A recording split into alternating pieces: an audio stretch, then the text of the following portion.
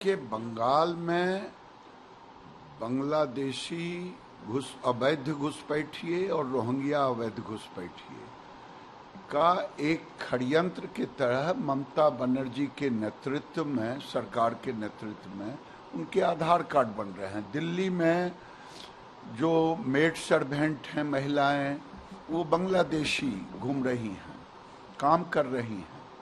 आधार card अपनी होवे न तो वो बोलती है बांग्लादेश की बांग्ला में कि है और दिखाती है। और बंगाल में इस पर एक गहन जांच की जरूरत है।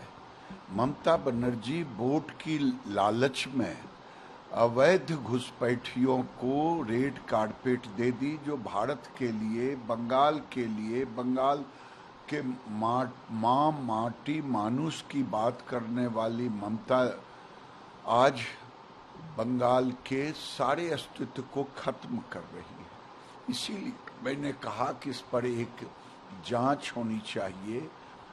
आधार टीएमसी के लोग अब फ्रस्ट्रेशन में हैं। बेटी, डॉक्टर बेटी, बंगाल की बेटी का गैंग रेप हुआ, जो डॉक्टर के रिपोर्ट में आया।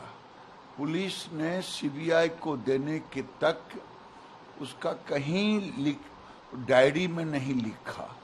तो इससे साफ जाहिर होता है आज उनके सांसद, उनके नेता थ्रेट कर रहे हैं, लोगों को धमका रहे हैं कि ममता दीदी के तरफ अंगुलियां उठेगी तो अंगुलियों को तोड़ दूंगी या तोड़ दूंगा।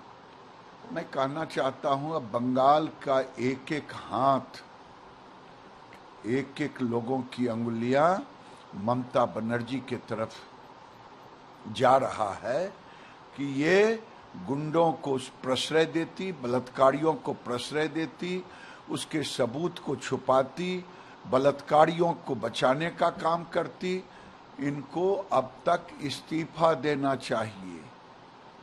मैं तो पहले भी कहा, आज भी कह रहा हूं, केवल इस्तीफा नहीं, इन पर भी केस चलानी चाहिए उस बेटी की हत्या के ऊपर, क्योंकि ये संरक्षण दे रही है।